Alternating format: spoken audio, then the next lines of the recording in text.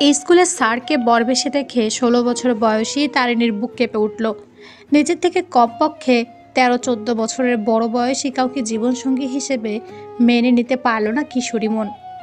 এই বিয়ে নাকচ করার জন্য এক মুহূর্ত অপেক্ষা করতে পারল না। বরকে দেখা মাত্রই উচ্চস্বরে বলে উঠল, আব্বা, এ বিয়ে আমি করতে পারুম না। উপস্থিত সকলে বিস্ফোরিত চোখে তাকালো তারিণীর দিকে। তারিনের বাবা আক্তার মিয়া মেয়ের কথা শুনে ধরফরিয়ে উঠলেন। মেয়ের পাশে এসে বসে ধীর কণ্ঠে জিজ্ঞেস করলেন, এডি কি কও আম্মা? আমাকে সম্মান মাটিত মিশাইবা আম্মা? তারিন এবার চারদিকে নজর দিল। সবাই ওর দিকে চেয়ে আছে। তারিন চুপ হয়ে গেল। আশেপাশে সবার মাঝে গুঞ্জন শুরু হয়ে গেল। সবাই কানাকানি করছে। গ্রামের মানুষ একটা কথা পেলে সেটাকে দ্বিগুণ বাড়িয়ে বলার ক্ষমতা রাখে। এক্ষেত্রেও ব্যতিক্রম কিছু হলো না।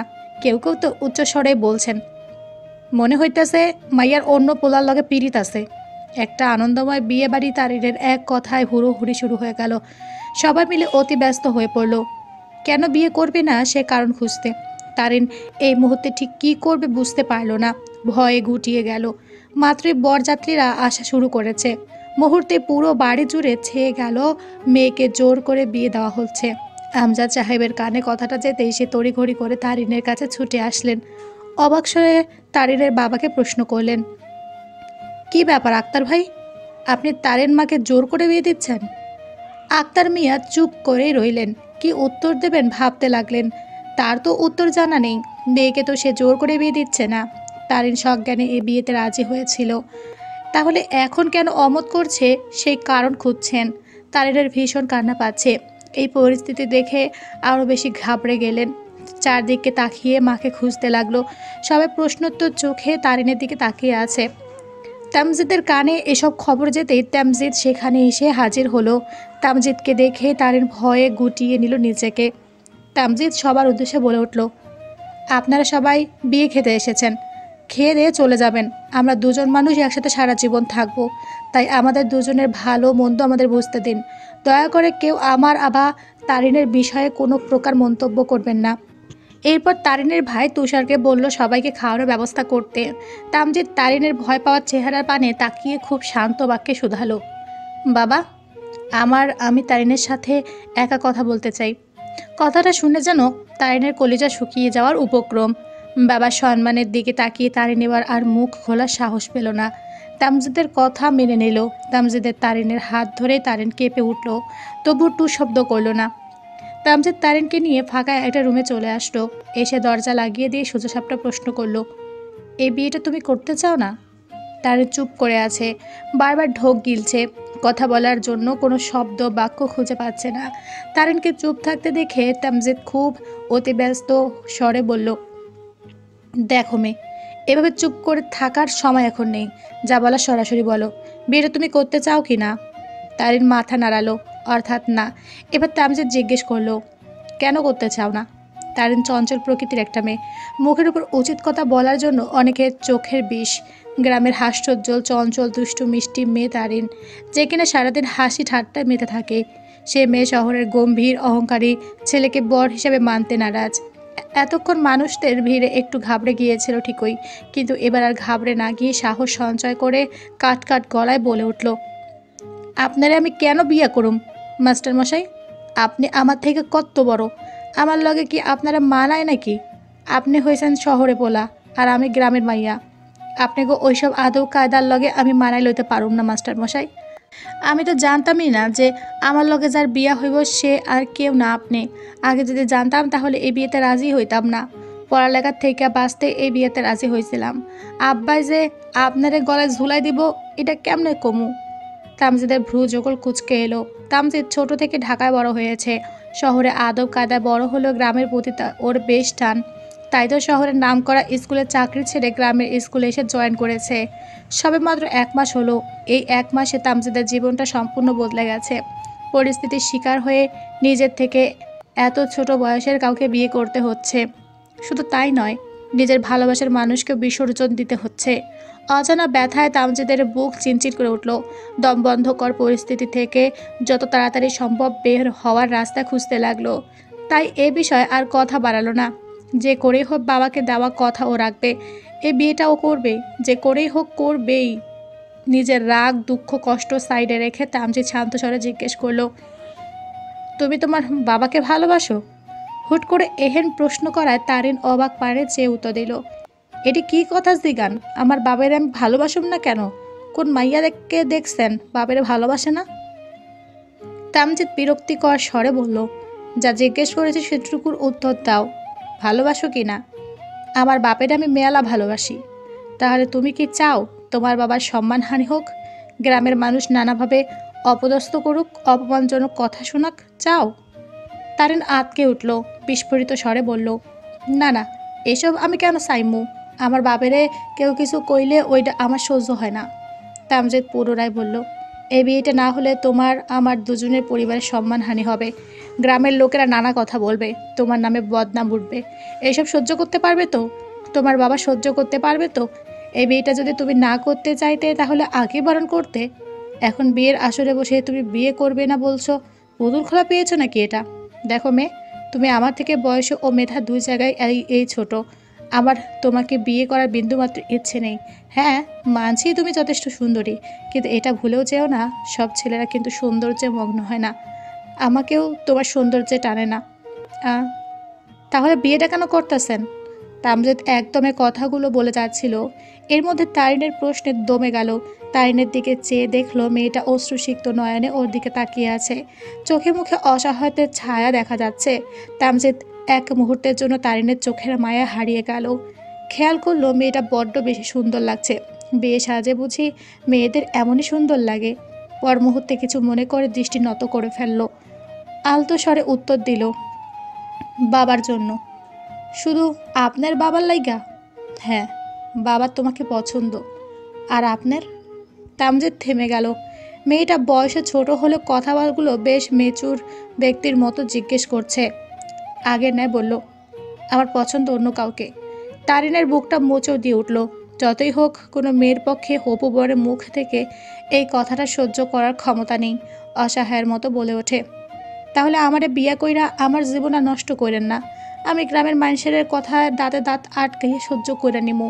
যদি সহ্য করতে না পারি তাহলে এই গ্রাম ছাড়িয়া চইলে যাইমু, কিন্তু দহনের জ্বালা কেমনে সইমু মাস্টারমশাই?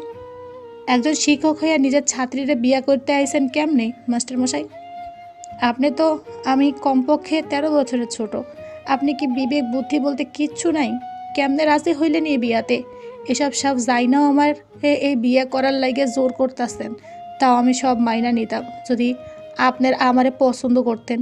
কিন্তু আমি অবাক হইয়া গেলাম এটা শুনে যে আপনি অন্য এক মাইয়েরা পছন্দ করেন, আবার আমারও বিয়া করতে আসছেন। আল্লাহ গো, এক অঙ্কের কয়টা রূপ আপনার? দুইটা মাইয়ার জীবন নষ্ট করে আপনি শান্তিতে থাকবেন মাস্টারমশাই? তারিন পুরো দমে কথাগুলো বলে থামলো। তামজিৎ চোখ বড় বড় করে তাকিয়ে আছে তারিনের দিকে। মেয়েটা যে বয়সের তুলনায় খুব বেশি মেচুর সেটা আর তামজিৎ বুঝতে বাকি রইল না। তামজিৎ একটা দীর্ঘশ্বাস ছেড়ে শান্ত স্বরে বলল, বিশ্বাস করো, আমার কিছুই করার নাই। আমি বিয়েটা করতে চাইনি। আমার মা ক্যান্সারের পেশেন্ট। আমার মায়ের হাতে বেশি সময় নেই। তারিন, শুধুমাত্র আমার মায়ের ইচ্ছে পূরণের জন্য এই বিয়েতে আমি রাজি হয়েছি। আমি তোমাকে বিয়ে করতে চাইনি। আমার বাবা মায়ের তোমাকে খুব পছন্দ। আমি যেই মেয়েকে ভালোবাসি সে শহরের স্মার্ট শিক্ষিত হাই ক্লাস ফ্যামিলির মেয়ে, তাই তাকে আমার মায়ের পছন্দ না। এক প্রকার বাধ্য হয়ে নির্লজ্জের মতো তোমাকে বিয়ে করতে এসেছি। তামজিদের কথা শেষ হতেই তারিন সাথে সাথে বলল, আপনার মায়ের ইচ্ছা পূরণের জন্য আমি আমার জীবনটা নষ্ট করুম কেন মাস্টারমশাই? তামজিদ আগের ন্যায় শান্ত শীতল স্বরে শুধালো, তোমার জীবন নষ্ট হবে কেন? আপনি অন্য মাইয়ারে ভালোবাসেন, তাইলে বিয়ের পর আপনি আমারে মাইনা নেবেন কেমনি? তামজিদ চুপ করে গেল। এত শক্ত শক্ত প্রশ্নের জবাব ও কী করে দেবে ভেবে পাচ্ছে না। তামজিদকে চুপ থাকতে করতে দেখে তারিন পুনরায় প্রশ্ন করল, আমারে ভালোবাসা বুকে টাঙিয়ে নিতে পারবেন মাস্টারমশাই? তামজিদ আগের ন্যায় চুপ। তারিন আবার বলা শুরু করলো, আমি ভালোবাসার কাঙ্গাল। অল্প ভালোবাসা আমার প্রাণে সয় না। আমার বাপ মায়ে আমারে বহুত আদর সোহাগ কইরা বড় করছে।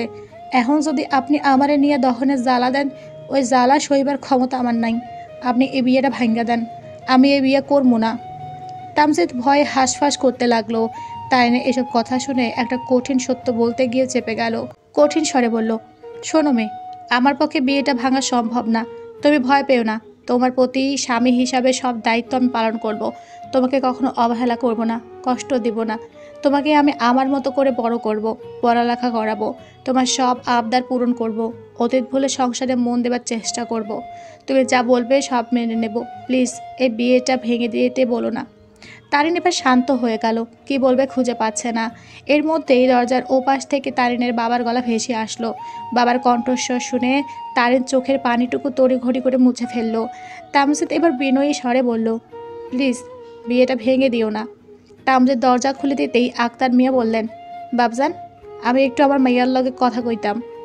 জি আঙ্কেল বলুন, আমি বাইরে অপেক্ষা করছি বলি তামজিদ চলে গেল। তারিন বাবাকে দেখে বাবার বুকে হামলে পড়ল। আক্তার মিয়া মেয়ের মাথায় হাত বুলিয়ে বলতে লাগলেন, তুমি যখন 6 মাসে পড়লা তখন আমার আম্মায় আমারে সাইরা চইলা গেল। আমার আম্মায় মইরা যাওয়ার সময় আমার হাতটা ধইরা কইয়া গেছিল, বাজান আমার অভাব ভুলা দেওয়ানের লাগিয়া আল্লাহ তোর কোলে আমাগো তারুরে পাঠাইছে। আমি থাকুম না তো কি আইছে, আমার তারু বইনা আছে না, ওরে তুই আম্মা কইবি, মনে করবি আল্লাহ তোর এক আম্মা নিয়ে গিয়ে আরেক আম্মা দিয়ে গেছে। জানো আম্মা জান, সেদিনের পর আমি যখনই তোমার মুখের দিকে চাইতাম আমার আম্মার কথা ভুইলা যাইতাম, আমার পরানটা ঠান্ডা হয়ে যাইতো, এতিম হওয়ার দুঃখ ভুইলা যাইতাম। তুমি এক্কেরে আমার আম্মার লাহান হইছো। আল্লাহ আমার ঘরে তোমারে পরির লাহান সুন্দর বানাইয়া পাঠাইছে। তারিনের চোখ বেয়ে পানি পড়ছে। আক্তার মিয়া পুনরায় বলতে শুরু করলেন, আজ যে আমার হেই পরির বিয়া, কত স্বপ্ন দেখছি আমার আম্মার বিয়া লইয়া, আল্লাহ যে হেই স্বপ্ন পূরণ করব। বলেই তিনি একটু হাসলেন, পরক্ষণে পরাণ ঠান্ডা করার মতো ডেকে উঠলেন, আম্মা, ও আম্মা, আমার আম্মা, আমার সামনে একটু কামড়া যান। তারিনের বেশ কান্না পাচ্ছে এবার। আক্তার মিয়া নিজেও এবার কেঁদে উঠলেন, তার বুকটা ফেটে যাচ্ছে। নিজের প্রাণের থেকেও প্রিয় মেয়েকে আজ বিদায় জানাতে হবে, অন্যের ঘরে পাঠিয়ে দিতে হবে সারা জীবনের জন্য। প্রত্যেকটা মেয়ের বিয়ের দিন বিদায়বেলা বাবাদের এভাবে বুক ফেটে যায়। চাইলেও সব বাবা তা প্রকাশ করতে পারেন না। বিদায় শব্দটা খুব বিষাক্ত, সেই ক্ষণিকের হোক বা চিরতরের। আক্তার মিয়ার এবার জিজ্ঞেস করলেন, আমার আম্মা তুমি কও, তুমি এই বিয়ে করবা না? তুমি ভয় পাইও না আম্মা, আমার কাছে তোমার থেকে দামি আর কিছু নেই আম্মা। কে কি কইব ওই লইয়া আমি মাথা ঘামাই না, আমার কাছে তোমার সুখটাই দামি। তারিন বাবাকে শক্ত করে জড়িয়ে ধরে কান্না করে উঠল। ভাবলো, যে বাবা নিজের সম্মানের কথা না ভেবে ওর কথা ভাবছে, সেই বাবাকে ও কিছুতেই কষ্ট দেবে না, কিছুতেই গ্রামের মানুষের সামনে বাবার সম্মান হানি হতে দেবে না। কাঁদতে কাঁদতে বলে উঠল, আমি এই বিয়ে করুম আব্বা, আমার এই বিয়েতে কোনো আমত নাই। আক্তার মিয়ার মুখে হাসি ফুটল, মেয়ের কপালে চুমু এঁকে দিয়ে বলে উঠলেন, আমাকেও মাস্টার খুব ভালো মানুষ আম্মা, তোমারে অনেক সুখে রাখবো, তুমি চিন্তা করো না। লও এবার যাই আমরা, বেলা গড়ায় যেতেছে তো। তারিন আর বাধা দিল না, বাবার সাথে চুপচাপ চলে এলো। বিয়ে শুরু হলো, আবার সবাই মিলে হাসি ঠাট্টা মেটে উঠল। বিয়ে শেষ হতে বিদায় পালা আসতেই কান্নার রোল পড়ে গেল। তারিনের মা কান্নাকাটি করে অস্থির হয়ে পড়েছেন। তারিনের বাবা তারিনের হাতটা তামজিদের হাতে তুলে দিয়ে বলে উঠলেন, বাবজান, এত বছরে আমার চাঁদের টুকরার গায়ে কোনো দাগ লাগাতে দেই নাই, তুমি আমার মাইরাডারে দেখে রাখো বাবজান, ভালো রাখো। তামজিদ আশ্বস্ত স্বরে বলল, আপনি চিন্তা করবেন না আঙ্কেল, আপনার মেয়ে সুখে থাকবে। তামজিদের কথা শেষ হতেই আমজাদ সাহেব বললেন, আপনার মেয়ে মানে আমার মেয়ে বেয়াইশ মশাই, আপনি নিশ্চিন্তে থাকুন, আপনার মেয়ের গায়ে এক বিন্দু আঁচ লাগবে না কখনো। তারিন তামজিদের সাথে এক করে এগিয়ে যাচ্ছে আর ভেতর থেকে ভয়গুলো নড়ে চড়ে উঠছে।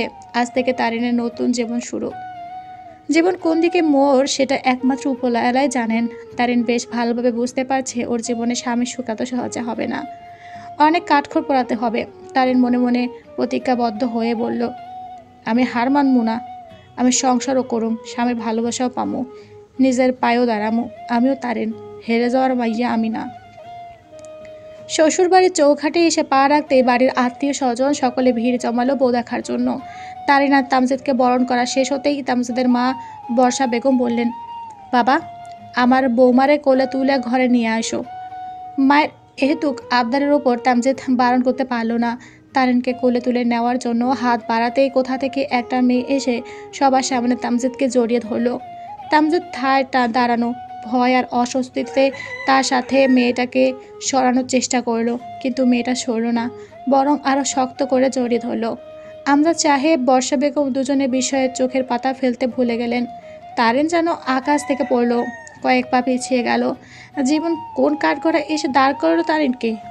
বধূবরণের সবার চোখের সামনে নিজের স্বামীকে অন্য একটা মেয়ে আষ্টে পিষ্টে জড়িয়ে ধরে আছে, এমন দৃশ্য তারিনের মতো কিশোরী মনের মেয়ের পক্ষে সহ্য করা সম্ভব না। সারা শরীর একবার ঝাঁকুনি দিয়ে কেঁপে উঠল। তামজিৎ একবার তারিনের দিকে আর একবার ওর বাবা মার দিকে তাকাচ্ছে। তারিনের অশ্রুসিক্ত চোখের দিকে তাকিয়ে তামজিৎ উচ্চ স্বরে বলে উঠল, দিশা, কি করছো? ছাড়ো আমাকে, এখানে বড়রা আছেন, আমার সম্মান নষ্ট করো না, ছাড়ো আমাকে। দিশাকে ছাড়ানোর চেষ্টা করলো কিন্তু পারল না। দিশা কিছুতেই তামজিৎকে ছাড়ছে না। বর্ষা বেগম এবার গর্জে উঠে বলে উঠলেন, তাজ, এই মেয়েকে এক্ষুনি তোর থেকে সরে আসতে বল। কি নির্লজ্জ মেয়ে। তার কথা শেষ হতে না হতেই আমজাদ সাহেব কঠোর কণ্ঠে বললেন, এই মেয়ে, যদি আমার ছেলে থেকে দূরে না আসো তাহলে আমার থেকে খারাপ কেউ হবে না বলে দিলাম। বর্ষা বেগম পুনরায় বলেন, দেখছো না, তাজের পাশে ওর বিয়ে করা বউ দাঁড়িয়ে আছে। সব জেনে বুঝে দেখে শুনে এতটা নির্লজ্জ হতে কি করে এসে পারছো? পরিবার থেকে ন্যূনতম শিক্ষাটুকু দেয়নি তোমাকে? এক্ষুনি সরে আসো বলছি, আমাকে কঠিন হতে বাধ্য করো না। চারপাশে সবাই মিলে দিশাকে বকে যাচ্ছে, কিন্তু ওর সেদিকে কোনো ধ্যান নেই। ও তামজিদকে জড়িয়ে ধরে বলতে লাগলো, ছাড়বো না, কিছুতেই ছাড়বো না, আমার তা শুধু আমারই থাকবে। বর্ষা বেগম এবার আর নিজেকে নিয়ন্ত্রণ করতে পারলেন না। রাগে ফোঁস করে বললেন, তবে রে, বলে তিনি এগিয়ে গেলেন সেদিকে। দিশাকে সরিয়ে আনার জন্য হাত বাড়াতেই কেউ একজন তার হাতটা ধরে ফেলল। বর্ষা বেগম অবাক হয়ে পাশে তাকাতে দেখলেন তারিন তার হাতটা ধরে আছে। তারিনের মুখে আশ্চর্যজনক মিষ্টি হাসি। তা দেখে বর্ষা বেগম অবাক হলার পটে অবাক স্বরে জিজ্ঞেস করলেন, বোমা, তুমি আমার হাত ধরলে যে? তারিন সঙ্গে সঙ্গে হাস্যোজ্জ্বল স্বরে উত্তর দিল, আম্মা, মাফ করেন, এমনি হাত ধরবার লাইগা। আমি কিন্তু থাকতে আপনি কেন কষ্ট করতে যাইবেন? উপস্থিত কেউ ওর কথা বুঝলো না। জিজ্ঞাসক চোখে তাকিয়ে রয়েছে সবাই। তা দেখে তারিন পুনরায় বর্ষা বেগমের উদ্দেশ্যে বলে উঠল, আম্মা, একটু সাইডে আহেন। বর্ষা বেগম খানিকটা সরে আসতে তারিন গিয়ে দাঁড়ালো তামজিদের মুখোমুখি। তামজিদের চোখে একবার চোখ রাখলো। পরক্ষণে দিশার হাঁটা শক্ত করে ধরে চিটকে সরিয়ে এনে ধাক্কা মেরে দূরে সরিয়ে দিল। তারিনের এহেন কাণ্ডে সবার চক্ষু চড়ক গাছে। তামজিদের মুখ বিস্ময়ে হা হয়ে গেছে। বর্ষা বেগম আর আমজাদ সাহেব চোখ বড় বড় করে তাকিয়ে আছে তারিনের দিকে। দিশা হঠাৎ এমন ধাক্কা সামলাতে না পেরে মুখ থুবড়ে গিয়ে আমজাদ সাহেবের পায়ের কাছে পড়ল। কিছু সেকেন্ড ব্যবধানে ওর সাথে ঠিক কী হলো এটা বুঝতে পারল না। দিশার মুখের অবস্থা দেখে বর্ষা বেগমের মুখে হাসি ফুটল। মনে মনে তারিনকে বেশ বাহবা দিলেন। তামজিদ দিশার দিকে এগিয়ে যাওয়ার জন্য পা বাড়াতেই তারিন হাত ধরে ফেলল।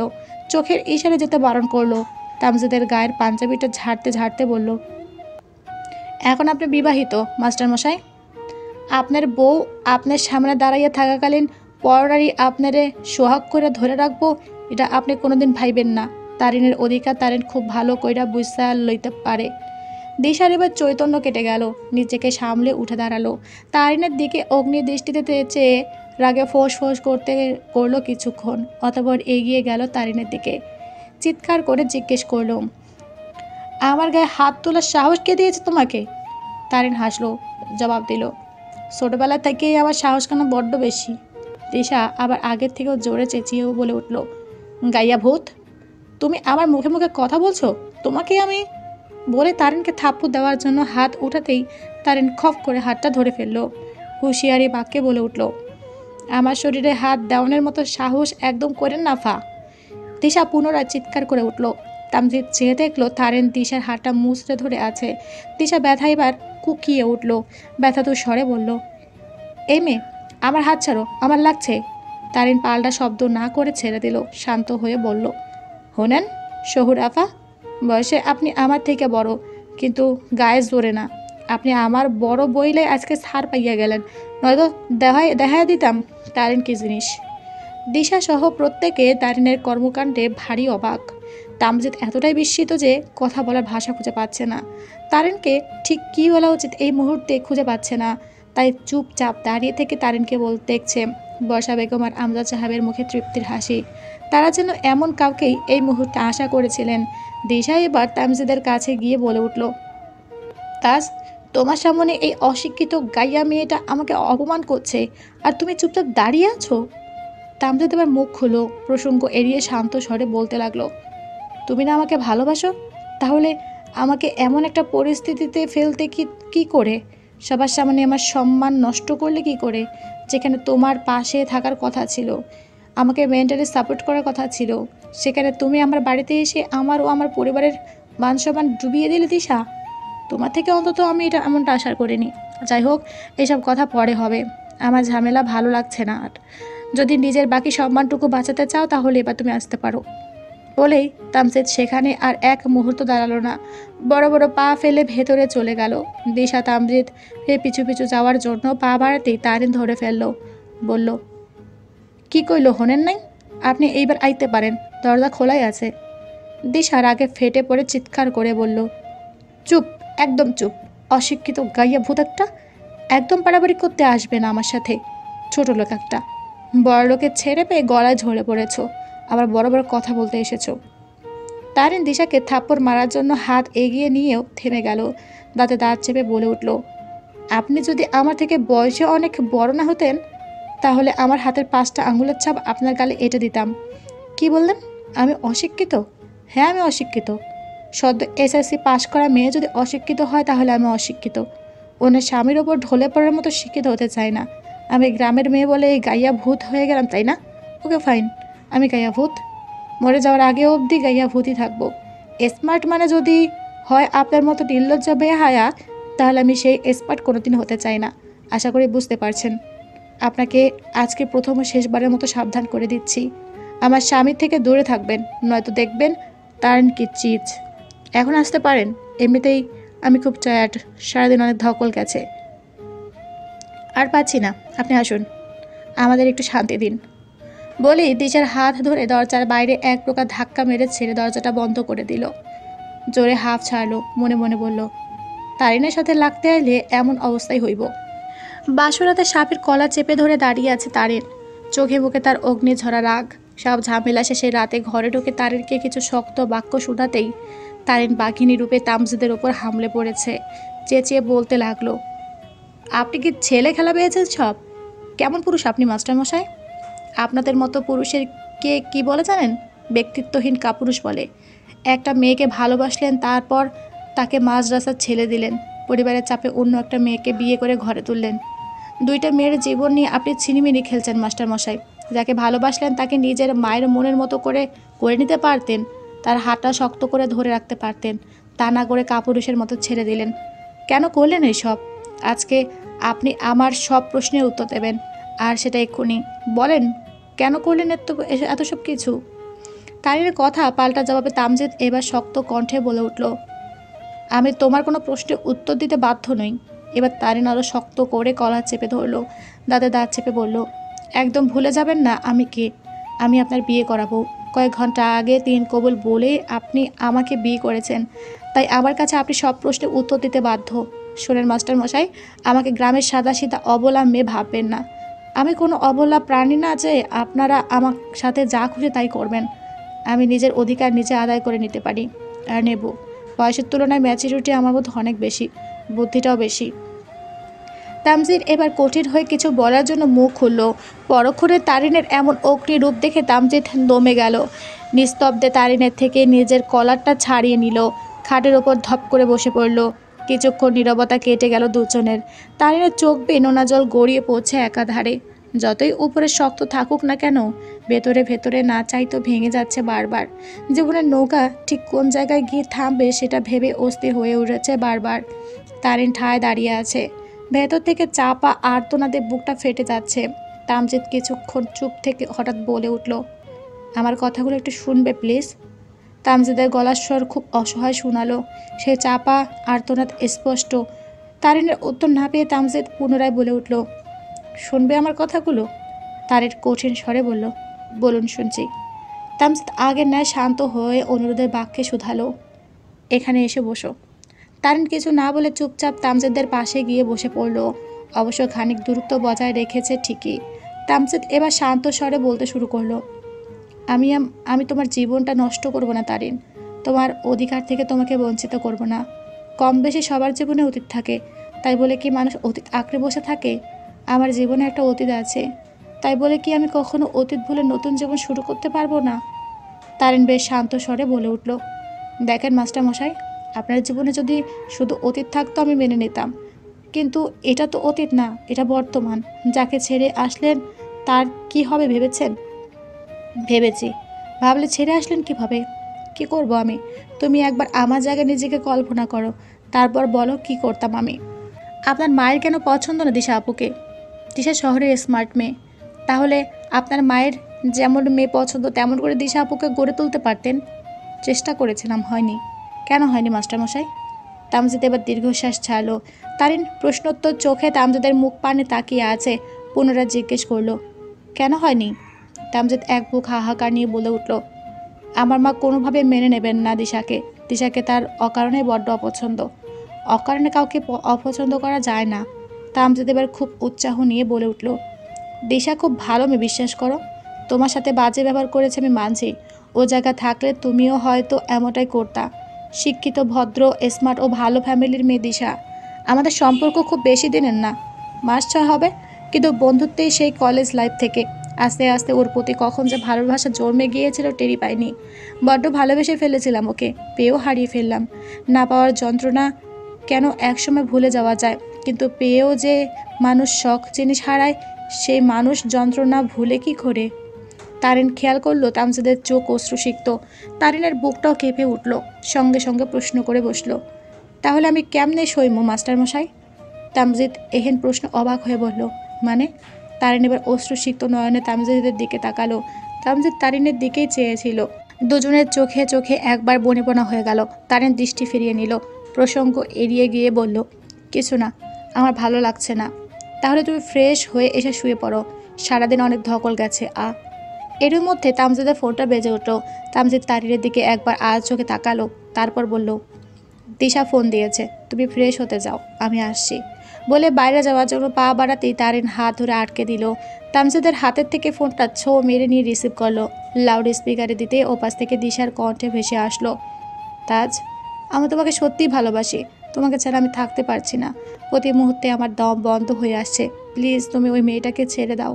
তুমি যেভাবে বলবে আমি সেভাবেই তোমার মায়ের মনের মতো হয়ে উঠবো। তামজিদ তারিনের উত্তরের আশা না করে বলে উঠল, তোমার হাতে এখন আর সেই চান্স নেই দিশা। তোমাকে আমার মায়ের কাছে অনেকবার আনার চেষ্টা করেছি, তুমি আসোনি। আমার থেকেও তোমার কাছে নিজের তোমার কেরিয়ারের মূল্য অনেক বেশি ছিল। এখন আমার আর কিছুই করার নেই। দিশা পুনরায় বলে উঠল, প্লিজ তাজ, তুমি ওই গাইয়া মেয়েটাকে ছেড়ে দাও। ওর পাশে তোমাকে একটুও মানাচ্ছে না। এবার তামজিদের উত্তরের অপেক্ষা না থেকে তারিন বলে উঠল, আমার পাশে আমার স্বামীকে না মানালেও তাকে সারা জীবন আমার সাথে থাকতে হবে। স্বামীর অধিকার আর ভালোবাসা দুটোই আমি আদায় করে নেব। আর আমাদের স্বামী স্ত্রীর মাঝে যদি কোনো কাটা আসে তাহলে তাকে শিকড় সহ উপড়ে ফেলে দেব, মনে রাখবেন। বলে ফোনটা কেটে দিল। তামজিদের উদ্দেশ্যে বলল, এখন থেকে যার তার ফোন রিসিভ করার আগে মনে কইরা নেবেন আপনি বিবাহিত। আপনার স্ত্রীর এসব কিছু পছন্দ নাও হইতে পারে। বলে টেবিলের ওপর থেকে একটা শাড়ি নিয়ে ওয়াশরুমে ঢুকে গেল।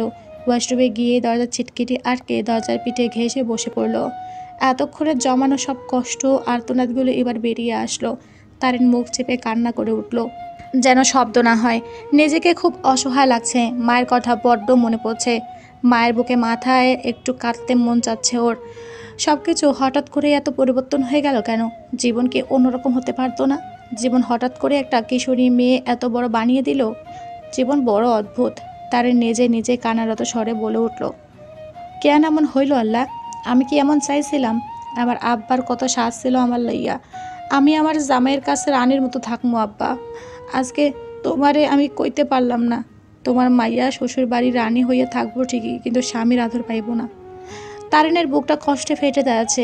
যখন একটা মেয়ে বুঝতে শেখে তখন থেকে বিয়ে, স্বামী, শ্বশুরবাড়ি এসব নিয়ে প্রতিটা মেয়েরই স্বপ্ন থাকে। তারিনের স্বপ্ন ছিল, সেসব স্বপ্নগুলো এক নিমিষেই ভেঙে গেল। এভাবেই কেটে গেল ঠিক কতক্ষণ, কত সময় বোঝা গেল না। ওয়াশরুম থেকে বেরিয়ে আসতেই দেখলো তামজিদ বিছানায় উপর হয়ে ঘুমিয়ে আছে। ডিম লাইটের আবছা আলোয় মুখটা বড্ড মায়াময় লাগছে। চুলগুলো এলোমেলো হয়ে কপালের ওপর ছড়িয়ে আছে। গায়ের কালো রঙের একটা টি শার্ট ও ট্রাউজার। তামজিদের মুখের দিকে তাকাতে তারিনের বুকটা ধক করে উঠল। এক অদ্ভুত ভালো লাগা ছেয়ে গেল সারা অঙ্গে। চোখের কোণে জমেছে জল। তা দেখে বেশ বুঝতে পারছে তামজিদ ভেতরে ভেতরে বড্ড কষ্ট পাচ্ছে, কিন্তু সেটা প্রকাশ করতে পারছে না। হুট করে তারিনের বেশ কান্না পেল। কি আশ্চর্য, এখন কান্না পাচ্ছে কেন? কেন চোখের কোণে জল জমছে, উত্তর খুঁজে পেল না। চুপচাপ গিয়ে তামজিদের পাশে শুয়ে পড়ল। চোখ বন্ধ করে মায়ের বলা কথাগুলো মনে করতে লাগলো। মনে মনে ভাবতে লাগলো, আমায় তো কইছিল হুনো তারু, স্বামী স্ত্রীর সম্পর্ক হইল গিয়ে পবিত্র সম্পর্ক। এই সম্পর্কে আল্লাহ নিজে হাতে রহমত দিয়া দেয়। এই সম্পর্ক ভাহন এত সোজা না। স্বামীর ওপর একবার মহব্বত জন্মাই গেলে ওই মহব্বতের মরণের আগে অবধি কোনোদিন শেষ হইব না। সত্যিই কি তাই? চোখ বন্ধ করে ভাবতে লাগলো, তামজিদ কি কখনো ওকে বউ হিসেবে মেনে নেবে, ভালোবেসে কাছে টানবে, নাকি শুধুই দায়িত্ব পালন করে যাবে?